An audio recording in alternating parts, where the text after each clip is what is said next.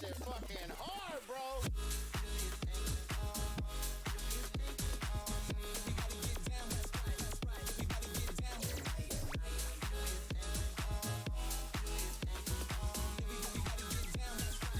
Sorry to everybody else, I gotta go after that.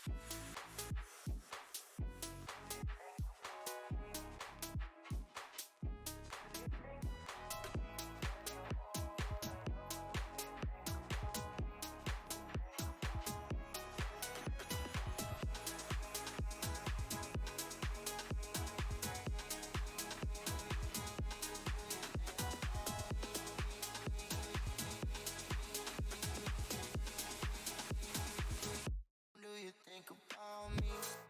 Everybody get come around with them. Everybody get down. That's right. Everybody get down. Everybody get down. That's right. Damn. Everybody get down. That's right. Everybody get down. I heard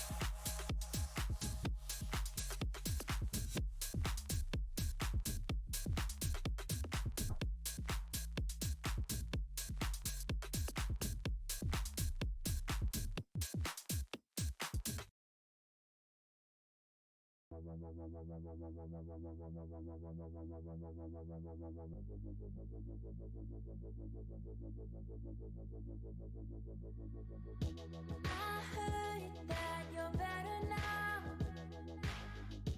hiding out in a seaside town.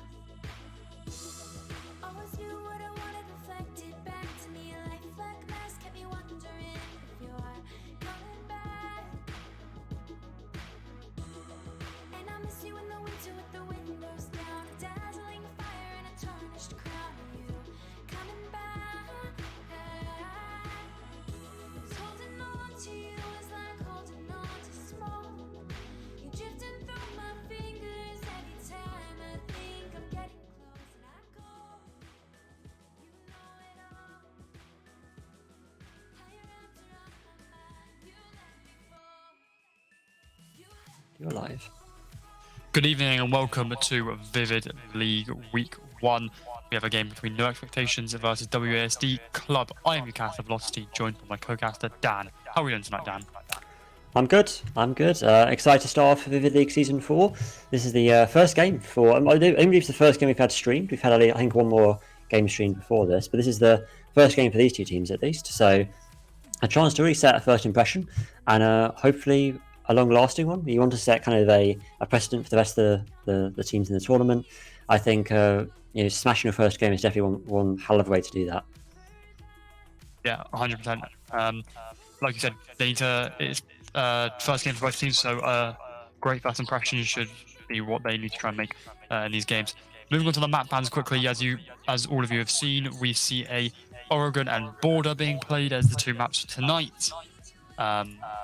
Border I don't see too much, but Oregon we see obviously quite a lot because it's a very good map in comp. And on each map we see No Exceptions attacking first and WASD Club defending on Border. Yeah, should be good. Very good. But the players are ready, but we're going to talk about Oregon quickly, just briefly, as the first map in the series. I think no expectation starting attack. I think these days, to be fair, I always think that maybe you'd be at like kind of a disadvantage when you're on the attack first, but we're in a brand new meta now. We've got, buffs to a couple of attackers, or actually mainly nerfs to the attack, but made that repick coming through now for a good whole season or so now. So I feel like that's going to kind of create a bit more of a new normal with how people attack, maybe making it a bit more even compared to how it was previously. So I'm intrigued to see how that's going to pan out in this game. I've seen a lot of more attack-sided Oregons recently. Yeah, and that it all just comes down to the strats really on Oregon. Now everyone can sort of, it's been played so much in comp, and everyone's sort of adapted around the map, and played it so much. It's now it comes back. Now it really comes down to the strats and then just the gun skill of the individual players. Yeah, absolutely. It comes down to just mainly kind of breaking down the strats, especially on the defense. That can be quite hard to do. It depends on the hold that you go for, of course, and the bans we may see going into it. Yeah, only time will tell. But for now, the players are ready to go. So, I just said wait, but anyway, we'll do the bans anyway. But in terms of operator bans, I'm feeling, maybe. I would say Thatcher, but that's probably is going to be a go-to. But that second ban has been more open these days. I feel like I've seen a lot of a variety, especially with recent buffs to operators. I think Nook is the main one that comes to mind. People love to bring Nook now kind of as a wildcard pick since she was buffed a patch or so Especially with the ago. suppressor, especially because of the suppressor buff as well. And a she suppressor cannot buff, be yeah. heard. Yeah, you can't be heard or seen if you're careful enough with that ability. But yeah, suppressor buff. I completely forgot about that actually. It was one of the few things that they've added which I completely did not remember. I mean, I'm thinking about the Dock buff and the Rook buff as the main two I can think of that come to mind, especially most recently. But yeah, do you think Dock and Rook will be used more now, or do you think it will still be kind of a not really preferred?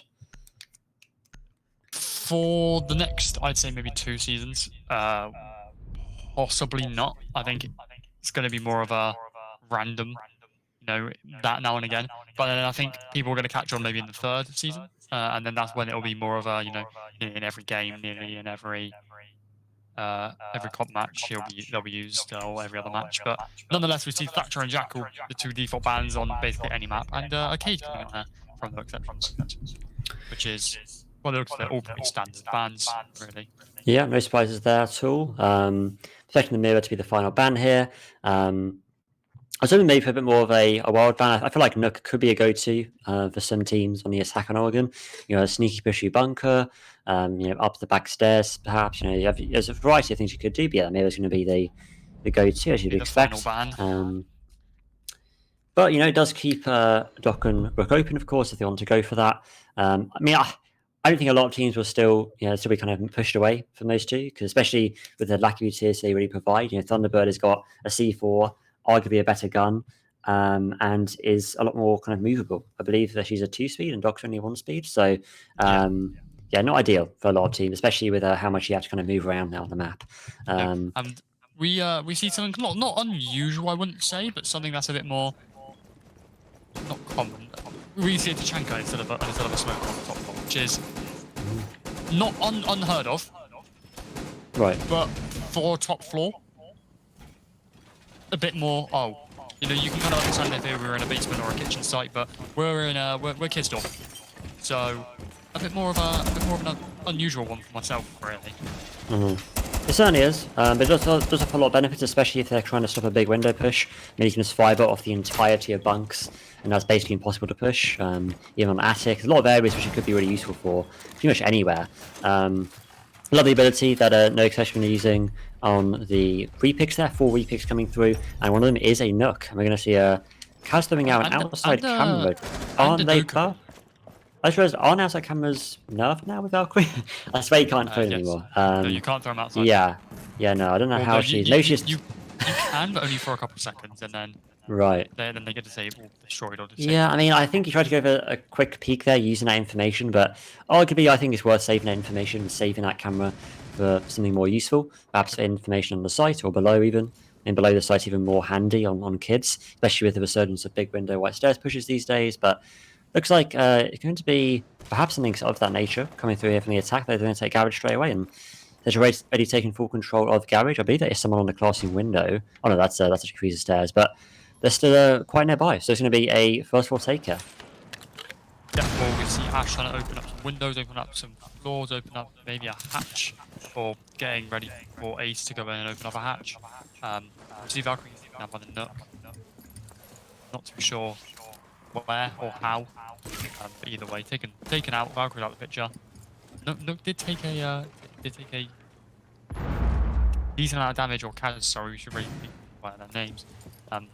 No exceptions here, looking just ready to play slow, but as I say that, the Jaeger Who is it? Currently in security or servers, trading shots with Nook. Yeah, an aggressive start there to the round, but Nook managed to sneak away alive, which is quite lucky for her, but he's going to move all the way back to the bomb site now, and that's not a huge amount of time to do so. Already half the round played. C4 being prepped by the Mew here. A lot of people do miss the C4, so I'll be impressed if they can land it, and he couldn't have them at least 2 kills here if it lands correctly. Throws it over the top, and yep, sadly does mess it up, unfortunately. So close, but so far, but the first kill is going to come out, or the second kill I should say, is going to come out from the Jaeger here, with a trade coming out on from the Ace. It's making a 4v3 now in favour of the attack. Ash taking control of the game's window, but again, it's just backing off to join the rest of her team. I'm not a huge fan of how congested the attack is right now. They're very close together, very vulnerable to a C4. Luckily, all the C4s are being utilised on the defence, but another way comes from the Jaeger, who tries to jump through the white stairs window for some reason, but I think that pick for the Jaeger, and leaves it now in a 3v3. Nade comes out from the trophy side. They need to cover the shield here, because Smoke right now has a lot of power from behind the shield. If he just sits here and waits, and does not peek, he can waste an awfully large amount of time. Yeah, and they are trying to burn those ADSs for the shield, protecting the shield, and Mute will be completely vulnerable. And we see Mute peeking up, getting himself traded off, and then kill after kill in quick succession. We see what no exception in a 1 versus 2.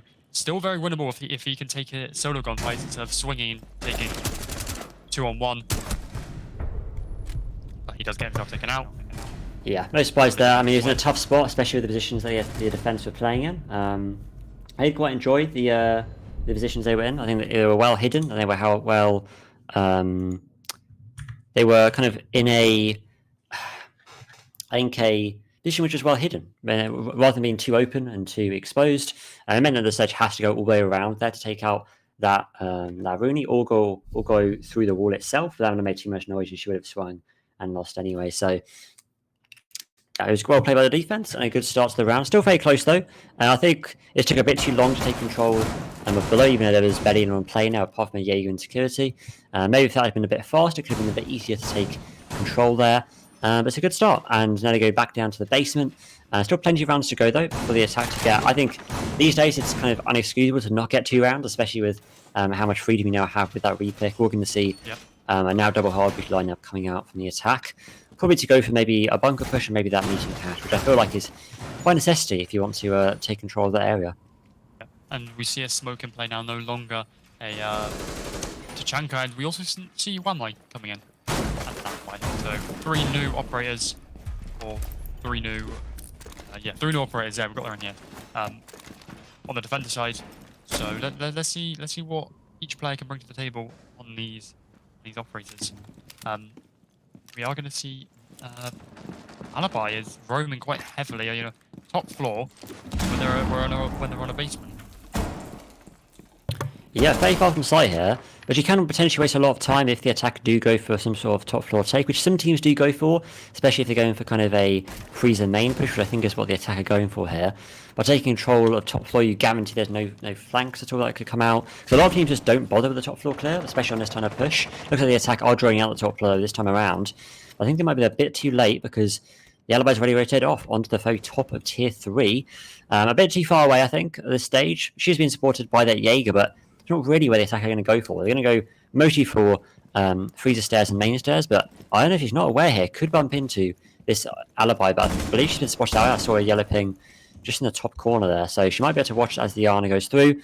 Bait comes out. I think the Yana knows where she is, but it's just a game of patience right now as they try and push through, and that's probably not the play here, Jaeger, as he gives away position, but it does mean that they could bait out a push through that rotation hole, but it looks like he's still going to go for a hat shot perhaps instead. Probably the much safer option. Yeah, agreed. And like you said, definitely the most safer option, and that Alibi could be deadly if they don't clear her, but nonetheless, we see Wanmai taking a pick onto Knock, which ideally isn't really looking like the play for no exceptions here. I mean, both times Knock's been the first to be picked off. So is this really the play, or can WASD counter that? But nonetheless, we see someone in freezer. Can Wanmai get him? No, he cannot. That is Dokubi taking out the Wanmai for a trade. And now we see Alibi pushing up, trying to play aggressive, and reactions. Split of a second killed. That is one of their hard breaches. Down, now only 1 left. He is looking to play aggressive, I think that is. I think that is Ace on laundry and see Alibi there now, and we're just seeing quick kills after quick session, and Mute gets taken out by the Iana. I cannot process who is who, and now it's Jaeger in a 1-on-2, but Ace extremely weak here, and Jaeger literally in freezer door, can't get much closer. Does go for a free fire, does he find Iana? No, he doesn't! The Iana wins the round for them. Close round now. I mean, I think the Jaeger pre-firing there was I'm not sure why he shot 2 bullets before he pushed into launch. I think he was trying to get a pre-fire off. In my opinion, had he not done that, he could have probably gone the ace and maybe run around as a result. He's a bit too quick to shoot, and as soon as he does that, the Iana knows exactly where he is, and he's basically lost the round automatically there. But it's a very good attempt, and I think it's just a case of them winning their ones, really. There was nothing more to it. They had quite I think a much faster push this time. They took control a lot more easily. Whether it was, a very productive push, they still left Alibi alive on that very top of small tower. But hey, it still worked out in the end. I think Alibi was, flanked to the wrong place there. Had she flanked down the freezer stairs, could have easily got 2 or 3 picks if she'd been fast enough. But going through the hatch, I think, was the best bet. And it meant that at least there was a bit more security for the people playing on the site, specifically in the B site. But it's a second time that they get to give it a go, as they now go to basement once again. Looks like another elbow hold here. Some teams don't actually go for this elbow hold at all now. They actually leave it open because they kind of think that the shield's going to be destroyed anyway. So they just leave it reinforced. Do you think that's a good idea for teams, or do you think this elbow hold here is probably a better idea? I think it depends on the team, really. Some teams like to reinforce it, some teams like to do the Alibi hold, so really up to them. No, that's fair play. Yeah, it all depends on the type of team you're playing against. And this Alibi, again, sneaking upstairs here inside a small tower. Again, a Nook's been brought, been taken up the ball a little bit so far, but has got 1 pick to her name, and it's still can work, but it's a bit too situation, I feel like. And here comes the Alibi here. Iana completely unaware of this position, and she can get picked off. She is just about nearly a whiffs there from the Alibi, but now where does the Alibi go? She has no way to get out of this position unless she takes the ones and wins them, but this could be an unlikely situation, as I think here the Abana already is a bit too slow here on this reef pick and gets punished for it. Double clear here for the Alibi in the start of this round. I think had the Abana been quicker, could have been a very different story. Is unaware of the player that is going to try and get the kill, and she does get herself killed, but she does take 2 with her. Good. Lion now entering the building. Is scan, trying to find anyone that's moving, can't find anyone. No information on the side of no exceptions, and because of that little information, Jaeger gets 1. Looks like WASD Club could be lining up for their second round to take the lead. Jaeger unaware of the one that's in now is. It's the ace, could be dangerous, he has to back off. It's only 2 hard breaches now from the team, and Snappy snaps onto his head. Now it's all down to the Habana. She doesn't have the case. She has to try and take it. Is unaware of the Jaeger's position on green. It could be fatal when he does peek out, swing out, and take out the Habana.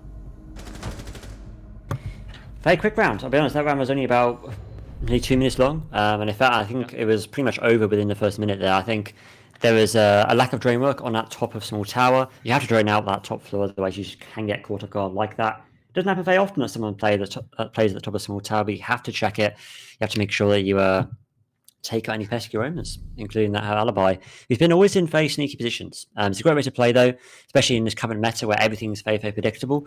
Playing in those unknown spots really does pay off, and it paid off in dividends there for the defense. And I think those 30 picks onto those 2 first attackers, the 2 frag operators too, I would argue. Not a great start, and it meant that they were lacking a lot of fragging power already, and eventually it was literally the hard breaches that were left, the people who are meant to be doing that fragging and were meant to be getting those breaches off, but instead were forced to push into kitchen like the ace was there. Usually that would be a very bad idea, but he literally had no choice. He had to push through, try and get something, but there was no coordination coming through from the Abana, and therefore it couldn't get that refrag. So second of the round, we're back to kids now. Not going to that kitchen meeting or dining site. They're choosing to go to top floor instead. But they were successful last time, so no reason to not try it again. It was very close though, so perhaps there could have been a play to try out a more tertiary bomb site. But I think here the defense mainly want more of a kind of secure win in the round, rather than risking losing a tertiary bomb site. Yeah, and my real, like, you know, from an analyst point of view. Okay, completely cut me off, Jaeger, with that amazing shot. Anyway, from an analyst point of view, the one thing no exceptions are doing wrong is they're not like you said, they're not coordinating with each other. They need to be getting those refrags, you know, such as we saw with the alibi last round. She just sat there, and I'm pretty sure it was Ayana took way too long to even attempt to get a refrag, so it got herself killed. And if the alibi was aware of the third one, which was Lion coming, probably would have got that kill as well, meaning that the alibi would have got a 3k just because they coordinate properly. Yeah, very true. You know, it does matter a lot, especially in these days with how you know, how many teams are in tier 4. You have to be able to stand out and do the small things that make a huge difference. A coordinator is definitely one of those things. Making another swing from the Jaeger takes out the buck of Hydro, and that's going to mean another 5v3 situation for the attack. And to me, there's a Nook solo on big window right now, quite separated from the rest of her team. She has 2 nades in her pocket, hasn't used the utility, and this is the thing we're talking about. There's no real kind of synergy in their attack. I think right now the Nook could be better used, perhaps to clear out breach denial from below. I think they've tried to get a breach off there. There's been, I think, maybe tricked, maybe indirect tricked perhaps, because it's only been half open by this ace, and the C4 is now going to come out from Kaz, but not going to quite land the mark and just only reduce the ace to half HP. And not a lot to do now for the attack. They had to kind of just hold angles, hope for peaks to come through. That's not a very reliable strategy. I think playing aggressive here and maybe trying to get pushed through is going to be a better idea. The C4 is going to be attempted again here by the Mute, but I'll be honest, it looks like he's in a different spot this time, so maybe he'll better get the right trajectory on it. This is hard to do, and he throws it right now. He could get an easy pick onto this ace, but oh no, the time has passed, and he's missed it again anyway. Yeah, I think you try it once, and it doesn't work, then maybe it's not quite the play. Maybe you need a bit more I am sorry, more I am matches. going to have to cut you off. Okay, go ahead. Because I was told to do this if it happened, no matter what happened in the game. We have just hit 300 followers on the R6 Vivid League Twitch channel. So, from Smokey, who is owner of Vivid League, he'd like to thank everyone for sticking with it and finally getting 300 in the 4th season of Vivid League. Amazing, amazing news to hear. I apologise for cutting you off, but I was told. Anyway. No, absolutely fine. It's a great news to hear. Great to see the community growing so quickly. And now we're going to be, we just had the end of that round there. As you expected, it was a win from the defense. Nothing too special going on. We had a little hold there on Atty, which was working very well. Then he missed ahead of the H, though, at the very end. That could have ended a little bit badly, but luckily it worked out for the defense. And now they go to the dining site, as I was expecting. I mean, I personally prefer the meeting site. I think it's a bit easier to hold. Because the risk here is that if you allow the attack to get that small tower breach, you basically are kind of between a rock and a hard place on the defensive side. So I would say, you know, meeting is probably a better option, but a lot of teams are a lot more comfortable with that dining site instead. Yeah, and like you said, I mean, it was just a coordination again that round, and if this frost map works, I'm really not. It sure would be quite amazing. I mean, he's placed down, hasn't placed down his last mat yet, so he's probably going to place it here beneath this window. Yeah, so it's going to be the classic frost hold on the top of a small tower. She has, let's see how many ADS she has. 2 ADSs, so that's a good amount of utility, and that means that now the 4 nades on the attack are going to be put to good use. But this is just another reason not to push small tower here, and it's a good thing to do, because you don't want them to take control of small tower at all. If you get that breach off, then, as I've explained before, definitely not a great spot for the defense. But it looks like it's going to be kind of a half-half split here. Similar small tower, so maybe going for more of a top floor take. We see the Nook who's miles away from her team once again inside a bunker right now. As I was literally saying earlier about how a Nook bunker push could come through. On this bomb site, maybe not so much, because you have to travel quite far to get to the right place, and you have to pass a lot of utility to do that. But hey, it could work out. Going to see the Frost now being pressured here by Ayana. I'd say rather than peeking, go for those nades first, clear the utility, use the burns on the thermite and the buck to get rid of it, and then go from there. I mean, it has to be a systematic push, otherwise it does not work. And let's see what they go for. There's going to be some peaks coming out from the frost. Again, suppressors being used to great effect here, but the killer is going to come through from Nook actually, as she comes up the freezer stairs, and actually didn't go through Laundry as this ability. She actually went through freezer instead, and now the nades are coming out as well on the small tower side. Could be another success here for the attack if they land this nade correctly, but no, not quite, and that's half the utility gone. But now they finally push through in good coordination. Don't know how the Buck is allowed to push through small tower like that, but hey, it works out for the attack, and this is probably the best they've looked so far in this game. Yep. How she didn't hit the map because the Iana didn't shoot it, we're never going to know, but nonetheless, we are in a 5-on-3 Osa. Extremely weak here, and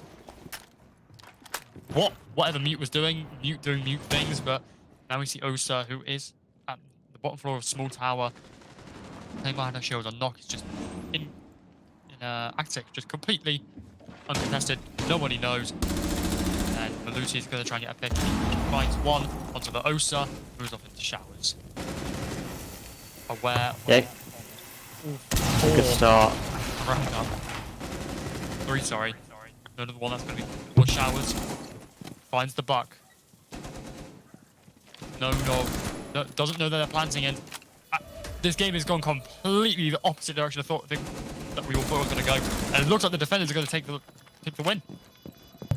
I mean, how has the Malusi gotten away with four picks there at the end of that round? She just flanked through the most simple of angles and still goes has the audacity to take the defusal of him. But hey, you know, I've no idea how she's meant to do this. She swung around the rotation, swung around the rotation twice on showers, and still no one watches that angle. I mean, I think a drone is just, that's all it takes is a drone watching that flank, and that is an easy pick onto that Malusi. But instead, they've managed to somehow throw that round.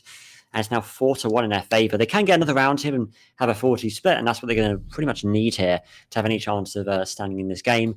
But so far, not looking too good for the attack. They only are back to the laundry site, which they've had a 50-50 success rate on so far. So not too bad. Probably the best chance they'll have at getting a second round on the board.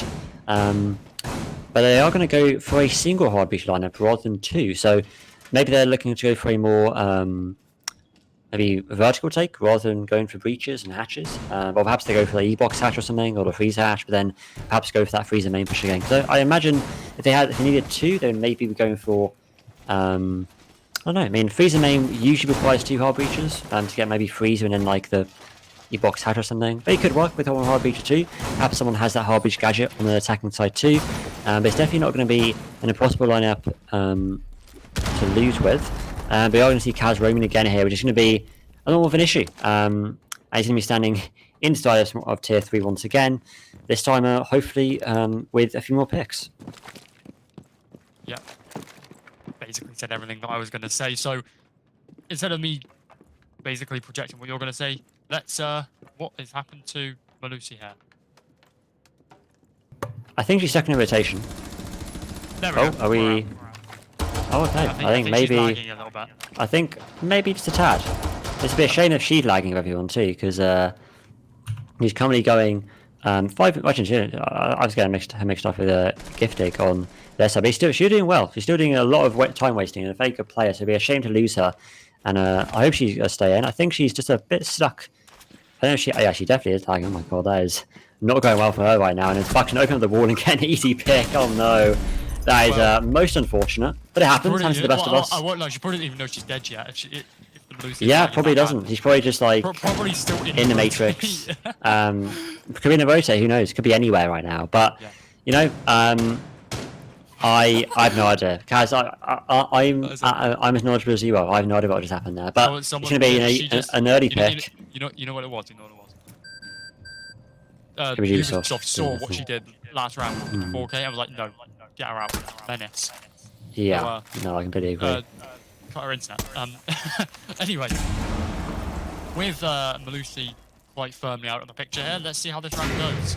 Their main roamer is now, well, not their main roamer, their only roamer, I think it is. Pretty out of the picture, and now so is Wamai, but we see Mute getting a smoke Mute, whoever it was, getting a refrag. Absolutely. Good bit of fight back here from the defense, making it a 4v2. And they've already got a good amount of control here because that roam presence was removed so early. Even if it was via some internet diff, it still has worked out very well for them. But that pick is going to come through from the Mute, a second one on the board. No way they throw another man deficit here. Sure, they're in such a good position. That's such a good amount of advantage. But oh no, they're doing it again. They're giving away the 1v1s here. And Ghost gets the pick onto the box hatch drop. And now it's a 2v2. They've been smoked off on main. and both on main too. A flanker could come out from one of the defenders if they're feeling brave, but I think right now the time they have on the clock probably not the go-to strategy here. They're going to try and run through here. They're going to use their utility to growth out through him to elbow nearly takes out the smoke, but now he's going to peek onto launch, but does he? The Ion there. No, he does not, and leaves Mute now in a 1v2 situation. Position known inside of 3. He's going to run across the rotation. Probably a better idea here, but Iona's just pushing in. Doesn't need to push it, doesn't need to peek at all, can just wait for the push, but okay, it's going to work out though in their favour in the end. It's going to be, I believe, a pause coming out here for their defensive side. I mean, a big reason why they may have won that is perhaps because of their issue at the start, but they still, they still got picks quite quickly. I think maybe it's a bit of self-confidence from the attacking side, who knows, but hey, they still get a second round on the board, and a round which I would argue they really needed there. Yeah, and towards the end, understandably they won that, but we could really see the coordination that we were on about there. They just dropped, and it went from a 4v2 to a 2v2, and then a 2v1, which really is what the coordination we're on about here. If they coordinated those drops from E-box and coordinated those pushes all together and sort of pinched the defenders, or even sort of made them move, not close to each other, maybe, put one into freezer and move that one from elbow into, the actual site, or, to pillar or something, they can then just pinch them and take both of them out basically simultaneously. But because they didn't, and they didn't clear them out or clear the angles properly, not really the angles, but the places properly they needed to go, they got 2 of their players got picked off like that.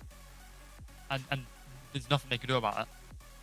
Yeah, I completely agree. Coordination is definitely lacking on the attacking side. Maybe it's a bit of a kind of overconfidence with knowing they had the man advantage so well.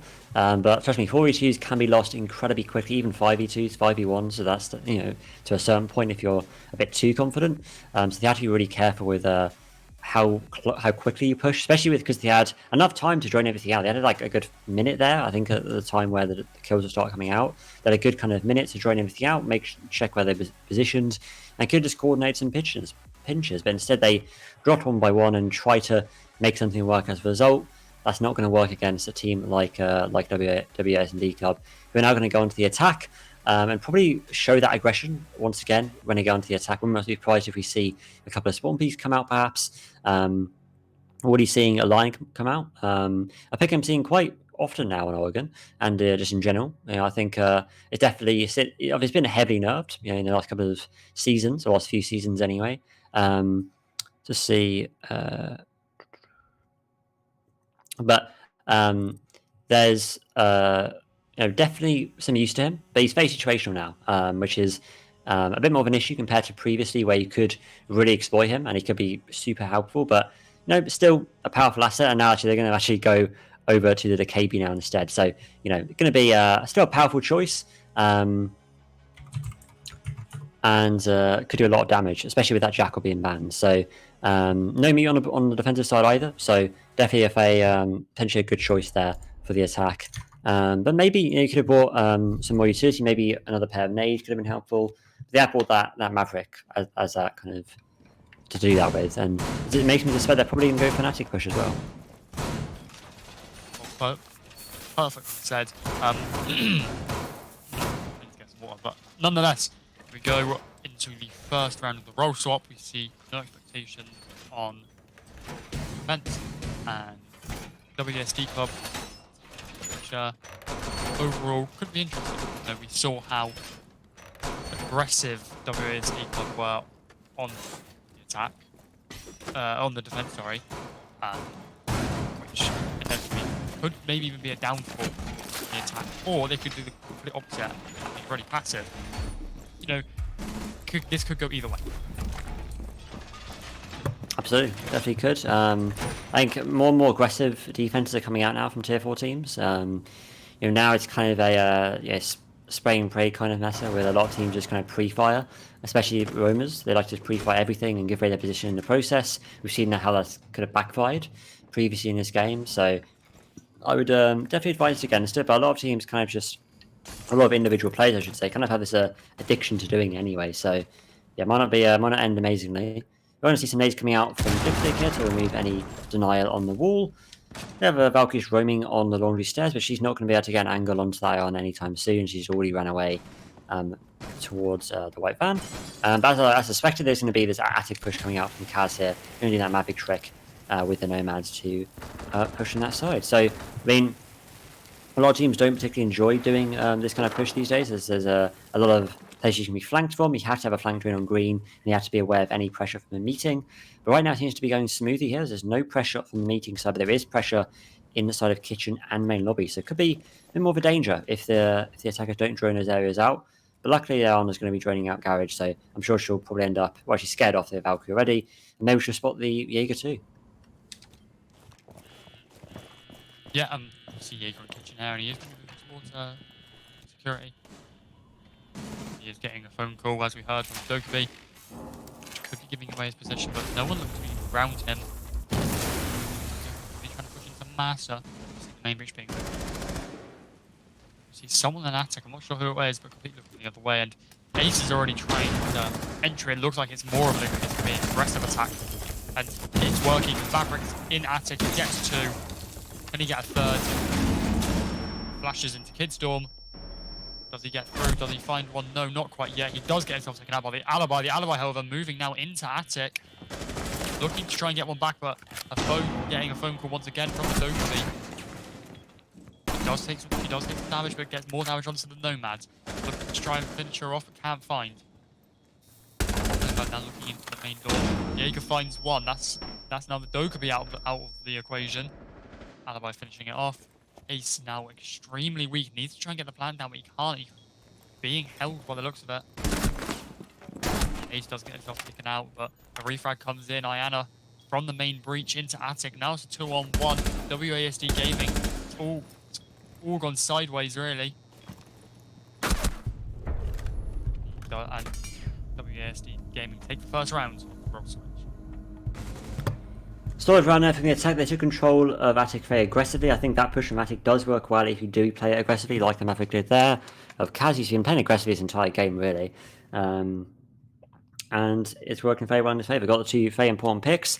I think if he hadn't sprinted there instead of Kids, could have got the 3rd onto the alibi as well. But the alibi did well to waste a lot of time. But I think that swing to attic was a bit too aggressive for her own doing. She take out the ace, took out the diffuser, but it left the Jaeger and Orby 2 in a very tough spot. And that position behind the bomb is so hard to try and cover, especially when you've got another angle to worry about from the rotation on games. So I'll spot her to do, but it does mean that they now have 5 rounds on the board, with 2 rounds needed to take this first map. They do have a smoke, which I suspect will be holding elbow, but they also have a echo on the side of Yanni. So a lot of potential from this echo. I don't see a huge amount of echo these days, but echo does still work. I mean, his drones are now visible since a few patches ago, but it can still clutch out rounds, especially when the attacking team don't expect it. Well, as you said, we're 2 rounds away from match point, and really this match has gone significantly quicker than I expected to be. I thought it'd be a lot more closer, but considering we are almost at match point, 2 rounds away, and we're only coming up to 40 minutes-ish into the stream. This is really into the match. Sorry, not the stream. 40 minutes-ish until the match. This is very quick, considering this match started at 7. Yeah, it's a very quick game, but games like this do go very, very quickly. You can speed through rounds. Most rounds are about 5 minutes, including prep phase, so not exactly, it can go very quickly. If you do a very quick push and you take control of stuff that you need very quickly, like the Jaeger is right here. Kaz playing nice and quickly once again, using a Harbish gadget. Why go for Hot Drop if he's feeling really brave? The Jaeger does have the capability to do that, but no, it's going to be a more passive take instead. Which I think is a more sensible choice, especially because she has 0 support from the rest of her teammates right now. So going for that drop is going to be not a great choice. But it does mean that the person on pillar is going to be gun on the arena. He does have a bit more nerves now, because she knows he cannot really push too aggressively, otherwise she will get picked off on that meeting hatch. It's a case of just trying to position herself in a place where she can't get picked off from the head holes or from the hatch drop. So yeah, it's hard. I mean, it's almost impossible to hold pillar really securely now without being pinched. Especially now she's been droned out and she's stuck in one place using that lion. Going for some quick peeks to kind of warn off the attack, but it won't last very long if she's been dropped from the hatch and now being droned by 2 drones already. And this is already looking like a bit of doomsday here for this is the coordination, the pinching I was talking about before. And as you can see, she's been taken out already, but she did take one down with her. Oh no, that was the Jaeger that got her. Apologies, but she has already been taken out. This is the coordination that No Expectations needed on the attacking side. As we saw the Lions and we saw the scans and we saw the droning, all just to try and flush out that alibi. And as soon as they realised the alibi is not going to move for love nor money, they pitched her and took her out. But we are going to see Smoke taking one and Smoke taking in second. This is all going wrong for WASD Gaming, and now has the case. They didn't drone out Blue Elba properly. He's going to find a third. Can he find a fourth though? And he does. Speaking Wow. of coordination, I don't know how droning well. That's not what they did.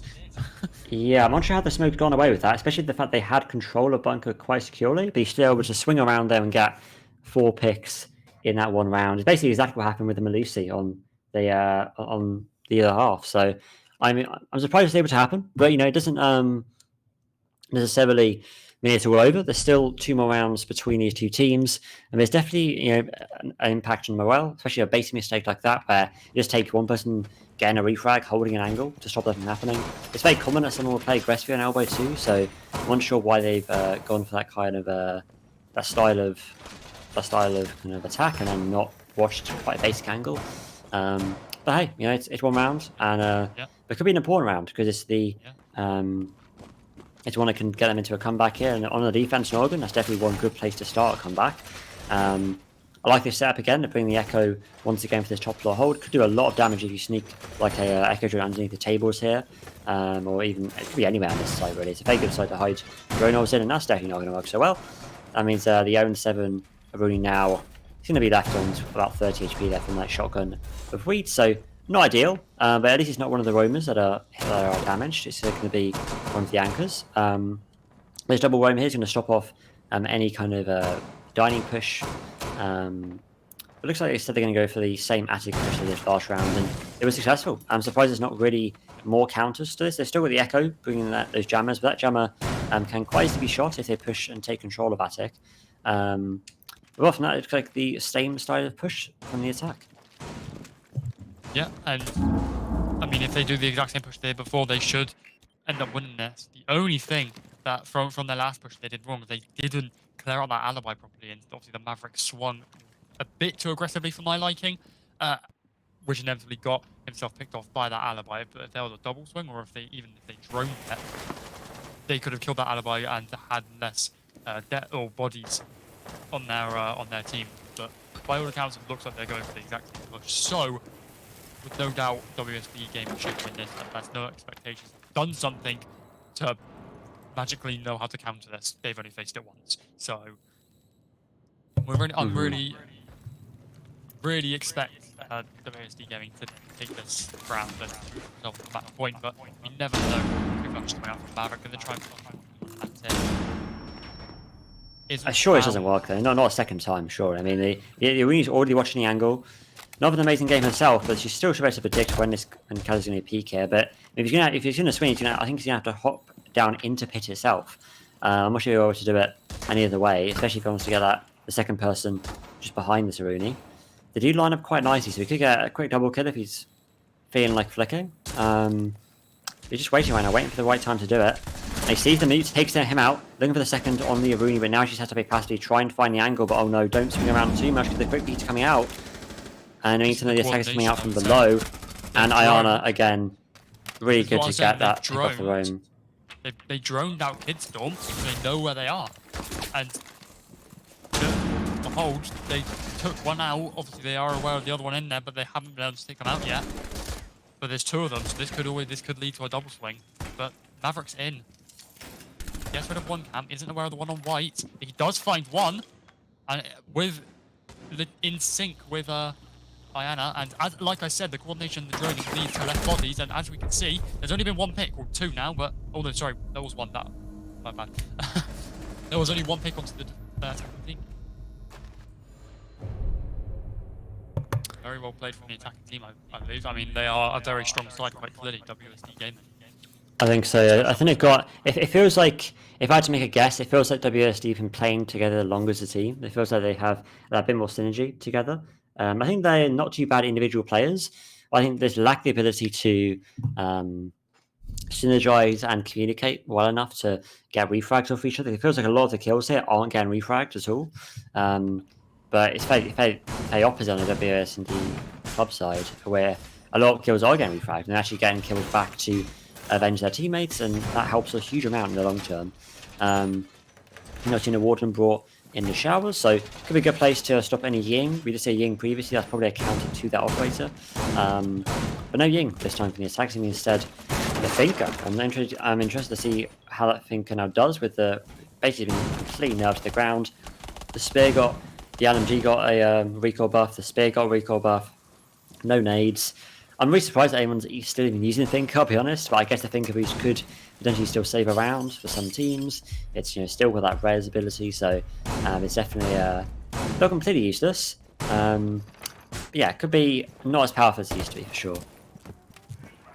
Well, nonetheless, we move on to match point here, and we see a bit more of a different lineup on the attacking side here. We're seeing Diana, who's been in play before, Lion, who's been in play once, Thermite, who I don't think we've seen WSD game play yet, and nor with Thinker. Alternatively, we're seeing more. We're seeing two new operators on the defense side, which is Bandit and Warden. And Warden should be roaming. I wasn't too sure. I didn't quite see, but they need to clear out that Warden as fast as possible because he is a menace as a roamer. But he is in shower. He's going to be playing close to the site. Nonetheless, I think that he's going to be opening up a window. Going to be trying to enter. Oh, this is not the. Oh, for a minute, I thought the smoke was peeking a window. That could have been rather dangerous. But it saves me swinging onto Shower's hallway. This could actually be a potential jump in here from Kaz, because there's no one really watching this angle too well. There's a Jaeger on the top floor, but he can't swing around in time to get his pick. And well, I'm sure why the smoke is risking his life there by doing that. But yeah, there's no way that the Jaeger can even try and cover Kaz jumping in, or maybe he can. The flash does come out, but he's able to still jump in and get push onto this smoke. But he's not looking in the right direction, and the smoke is in an off angle and does get picked off. Again, reflag coming out, as I explained previously, from the attack and get that quick reflag back on. The Warden is still present here inside of Showers and could cause a lot of damage because these flashes right now have zero effect on this Warden. Yeah, and this Warden's still set in stone, still not moving, and I don't think they've droned him either. I think this could be bad for WSD Gaming if they don't clear him, if they don't even attempt to drone Showers. This could be a swing and a half, or they could even do what the Malusi did on the side of WSD, which was Kaz.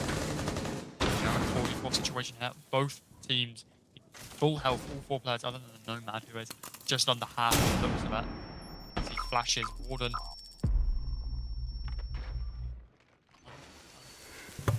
What's the word? Good pick there. Unaffected, there we go. Unaffected by anything that's going on here. He was droned by the looks of it though. He is going to remain. They definitely know he's here. He definitely knows he's in the corner of Showers. There's an air jab shot at him earlier on. That's been shot out now. So now he's waiting for the push to come through. But I think Gifting knows where he's playing. But oh, what a shot onto him. It's a near trade, but he's only injured on the floor. But there's no way in a million years he's getting rezzed anytime soon. And Emma's going to push him and get a finish onto him. But she doesn't know he's actually finished. So some time being wasted here to try and finish off the kill. But I guess finish off in the end. And now it's a 3v2. With the large defenders both playing stacked on top of each other right now in Kitchen. It could be an easy lineup for this line if he plays it hard right.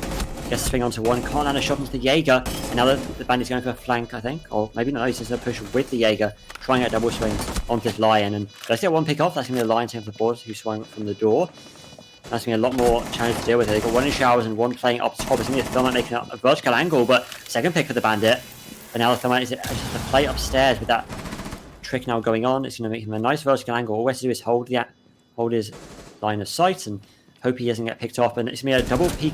One gets pushed up, but another one pushes up, and don't expect him at the top of the stairs. And that's going to be an easy 1v2 for the Thermite. Why does no one check the bottom of the stairs? I am not too sure, but yeah, worked out in the end for the Thermite. An easy clutch for him, and a 7-3 win for WSD Club. WSD Club played up very well, and let's be honest, no expectation did put up a good fight, but nonetheless, WSD come out victorious. We now move on to Border. We're going to take a short break, let the players compose themselves, let the coaches talk, and let them go over what needs to happen. So we'll see you after the break. Yeah, sounds good. Yeah, absolutely. We are going to have a short break. We are going to have Border coming up soon, but it's a good momentum boost for WSD, and hopefully they can continue that going forward. But it's going to be best of two, though. great start for WASD club, and hopefully this break gives No Reputation a chance to refine any mistakes they're making and bring them into a better game, which is, I believe, it's going to be their pick, Border. So hopefully, or maybe actually, that might have been their pick, actually, I thought. Border is WASD. Oh, wow. So that was actually No Expectations' pick. Okay, so that changes things slightly. It means that they've lost their pick and now are going to go into a map which they're potentially not very comfortable on, because Border is not a map that's played very often. But hey, only time will tell. We're going to have a map I'm not sure it's been played in Vivid League at any point so far. So yeah, stay tuned. We're going to be back after a few minute break and we'll get map number 2 underway.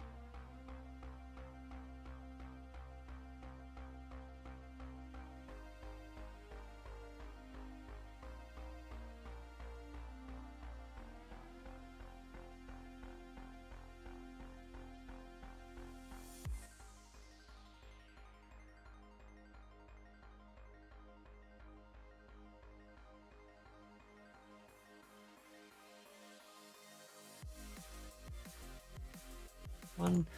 Hello, everybody. Welcome back to the Vivid League Season 4. We're just here with WASD Club versus No Expectation. And we just finished round number 1, which was on Oregon. Ended up being a 7-3 win for WASD Club. And now we're on to Border. As you saw on that previous scene, it's going to be Border map number 2. There's going to be a defense start for WASD Club, which arguably would be the favoured side on Border. And after we saw them do on defense in that last map, I'm a bit worried for map number 2. Yeah, I mean, WASD Club performed above any expectations I had for them, and No Exceptions put up a very good fight, but unfortunately did come short with the 7-3 loss.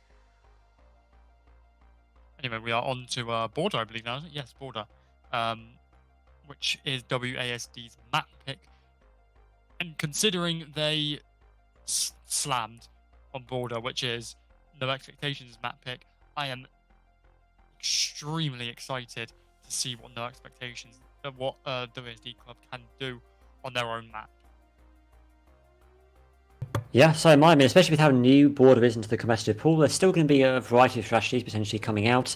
Obviously, it was always kind of one of the go-to ranked maps for probably a lot of these players. They'll be familiar with how the map flows and stuff. But I think in terms of competitive strategies, I mean, I'm expecting probably the Army Bombers to be one of the favourites. But now, with the rework, there's been pretty much no real tertiary sites anymore. It used to be Barking Taz was like a really kind of off-site for a lot of people, but now it's usually the secondary. It's usually the site they go to second after our lockers, of course. So I'm liking this kind of change of style on Border. Looking forward to see how it goes into this game.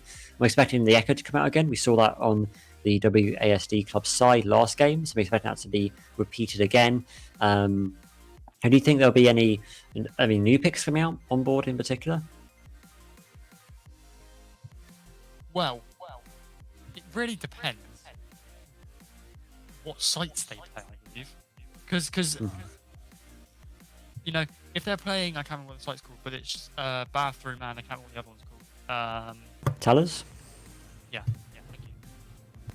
Surprisingly, the Monty is very good. And believe it or not, in Pro League, people have played Monty on this map, and I think it could possibly be coming out in this match here. But other than that, I don't really see any unusual picks, you know, Clash or whatever being played. I think it may be a very standard pick, other than the occasional, maybe Monty, maybe. Oh, now let me think. You know, maybe even a Flores, who's not unusual, but you know, you don't really see as much as everyone hypes him up to be. Yeah, very true. Definitely not an operator you see every day, but Border could be up after kind of make him shine, perhaps. But we'll have to say, wait and see. I'm going to get the game underway there. We've got all the players ready to go. And we're going to get Border started. I'm expecting maybe a similar kind of variety of bans in the second map. Probably, I mean, Thatcher probably is going to go too. Who could be maybe a ban? I mean, maybe the Nookie gets banned now since it was used last game. Wasn't there a huge amount of impact? On this map, yeah, Nook can is be. extremely Definitely can OP be. on this map, so I think it may even just be a straight ban, even for the attacking side. I mean, understandably, even though they're attacking, I don't think they will even want to bother trying to play, wanting to try and play against Nook, let alone play. And what did I say? Default ban on this map, really. Yeah, it's certainly a go-to for a lot of teams. I think the Thatcher now comes out, and then probably the Mirror as well. Then I think Kaid is probably the go-to. I mean, Kaid can be so powerful on this map, especially with the amount of Kaid you can take up from what's placed below and make it basically impossible to open up Locker's Wall, for example, or even potentially Office Wall if you're sneaky enough. But yeah, it's going to be Thatcher coming off there as we expected. Probably with Valkyrie band too. I mean, now with no ISO cameras, he's a lot less powerful.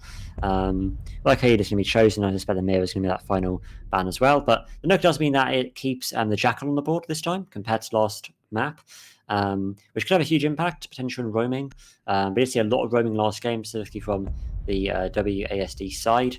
So maybe that'd be a bit more flexible this time, or a bit less flexible, I should say, with Jack almost likely or hopefully being played. Yeah, I mean, okay, no, I thought someone disconnected, but it was just it was slow loading. Azami? What do we think of the Azami pick here? I mean, we didn't see her last map, but by all accounts, she's quite good on this map, especially on armory lockers. I think in my armory lockers and archives. Yeah, I mean, it's super underrated operator in terms of what she can provide to the defense. A lot of angles she can cut off, and there's a lot of that kind of very tight angles she can cut off on this map. Specifically, I'm thinking maybe from small room onto the west balcony, maybe like even from behind the desk on the archive or something, like some like really tight angles she can cut off really simply with those barriers. But it's going to be a quite an open setup here actually on the break room side. Maybe instead of cutting off angles, they're actually looking to make angles themselves. Where's Kaz placing these barriers on? It looks like he's placing basically one on the CCTV side. Where's he actually placing? Oh, he's placed it behind a desk. Okay, that's good. I mean, he basically Kaz now uses as kind of a impromptu mirror window almost, but like a one-way. And if he opens the hatch, there. Oh yeah. Behind him now. It's a sure way to get out if he's being sort of pinched, you know. Especially if he has time. If he just waits for as I say, it happens. If he waits for a break in the fire, you can drop down, rotate, and then just sort of roam and make an interception and really make a problem for no exceptions. Okay, we got there in the end. Nonetheless, let's see how the first round of quarter goes. Going into the action phase, open. We're seeing Ash just already rushing in. Ash doing Ash things. Before she was nerfed, you know, just rushing in. Yeah, still plays player super aggressive despite her being. I mean, her recall did get buffed again, so she is a bit more back to how she was before. But still not quite the same. I feel like, you know, still always going to be that little part of me that misses the original Ash, where you could have sprinted and kill 5 players in 30 seconds. But with the new meta now, and arguably a much better one of that, and we're going to be again more aggressive play coming out from Kaz on the Azumi, playing behind these 2 barriers, and means that she's very, very safe, but not safe from nades at all. I'm not sure she has any ADSs nearby. There's actually no Jaeger in play at all, so there's actually no protection from nades from Azumi. So 2 nades or even 1 nade could easily do the trick. We are seeing 1 nade already used up by the Arana though.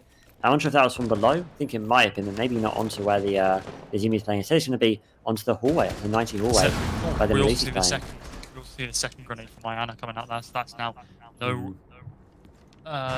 damage grenades and any grenade that can inflict damage out of the way now. We'll see Thermite get taken out and see a refrag straight onto the Frost.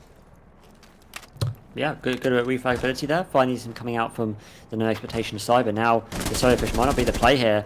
And they are, especially because he's being pushed by Gift Take on the rafters. And now Azumi's still playing aggressively on these CCTV windows, but can she get the pick onto the cave? She's not looking in the right direction, but she isn't quite peeking for the line of sight. And now the piece come out from the window. Can you see the head? Yes, she can. He takes the pick off. Now jumps out the window and gets a second. What is Gum doing? Doesn't even react. Gives her a freebie as she jumps out the window. And now it's down all of a sudden to a 4v1. It looked pretty possible there. Look, they had a good amount of control of the attack. And all of a sudden this comes crumbling down, and he actually gets picked off by Gift Take there as a very fast round here from the defense. But like you said, it looked very possible, and then we just saw one kill, then the next, and then lo and behold, the round's over. Really just went blink of an eye, and bam, you missed it. Really, that it's something that No Expectations need to sort of adapt around very quickly. You see, WSD Club I've seen play not aggressive, but when there's one pick, there'll be multiple following behind it in a very quick succession. And that is exactly what happened there. As we saw, Kaz or the Azami, he hit one. He took out, I can't remember who it was, headshot from the crouch, and then jumped down and got the other. And already in between that, 1 kill happened from someone else completely on the other side of the map. And that's so profound that they play. WSD Club play so patiently. I'm not going to say passively, because they don't. As soon as there's a fight that they take them, they play so patiently that they wait till the right time, and then every single one of them will strike, and then there will be 2, 3, 4, even 5 kills within a couple of seconds. There will be, yeah. They do a very kind of slow and methodical attack, and then they end up striking at the very end once they have enough information. That's how you play, especially on defense, where you don't have many cameras, many kind of much intel. They have a very few camera this round, and that's literally it. They have not much intel. They have no, maybe a Maestro and Echo could be a great asset to the defense. We already see the dot coming out. I just noticed as well from Kaz using that bailiff a newly equipped bailiff on the dock. But that's a great use, making up a lot of head holes on the office side. And I mean, they're definitely like the open setups here on Border. Whether it's a great idea is a different story. I mean, it depends on how you play. If you play where you're moving around a lot, it might not be quite a great idea. But it looks like here it's going to be a fast push on the top floor. Getting pressure there by many different people, and again picked off by the attack. But now Kaz has a P90 in hand, it turns out, using the not even using 1.5 times scope, instead of using holographic, gets a pick onto Yoni, and now Malaysia's on top lane, looking to get some more pressure onto the attack, and I definitely want to see them coming. Just waiting for the right time to peek in here. It could be a swing. She swings into the Zofia, probably a free pick. But doesn't need it. It doesn't matter that Kaz isn't calling out, because it gets the pick anyway onto the Zofia, using that long range P90. I'm sure he's not bringing the 1.5 times, but it seems to be working anyway. So there's now waiting for another 4v2. I haven't even played half the round yet. Havana pushes through down the hallway, looking to pick out this dock, and finally the pick comes out as Hydra pushes through and finds out where he's playing. But again, a lot of time wasted and a lot of bodies lost there from that push. Yeah, like I said, a lot of bodies lost. Now in a 3v2, which is extremely winnable if no expectations, if isolate one person and then they take the 2-on-1. But Havana dangerously low. One bullet and she is gone. She does also have the diffuser. So inevitably Dokubi does have one thing left. She can use that to reveal the defender's positions, but no, not used yet. With a minute and 5 seconds left, Smoke still with 3 canisters, holding on to these extremely patiently and extremely well. If he uses these all in the last maybe 50 seconds, they buy them ridiculous amount of time and will force no expectations to rush in with no information and, well, try and take the round. Still none used. We can see a flash going out, and as I say, at one Smoke used 2 flashes. 3 flashes, flashing herself. Third goes in. She is going to drop.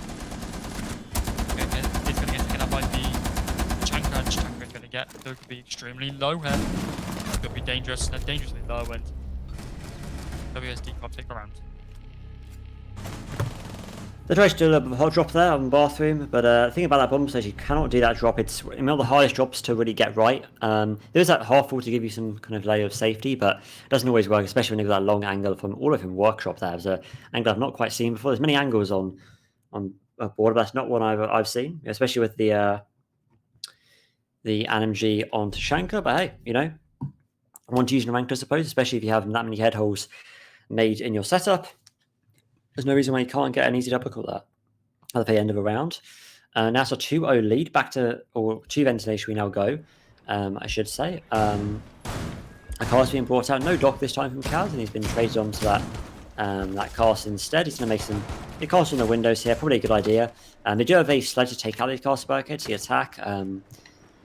We're also going to see a loss for hard breacher again. It seems to be a habit that No Expectation have, is they like to lose one of their hard breachers and instead trade it for Diana. It is an extra pair of nades, it is a lot of utility, it's a great frag operator. I feel like maybe one might be enough anyway for this site. I mean, the fact they've gone from that thermite to thermite would imply that maybe they wanted to switch out both, then decide to keep only one of them anyway, which is probably a good idea. I mean, you probably need one to get the hatches. That's pretty much it. I'm not sure there's any walls you really need to get into the set. You can get bathroom wall, but you won't need to this round because you have a rotation there anyway, and no reinforcements on bathroom wall. So a very aggressive strategy, a very heavy top floor hold, but if it's found out, then maybe we could see a slight rush and you can see this round in very, very quickly.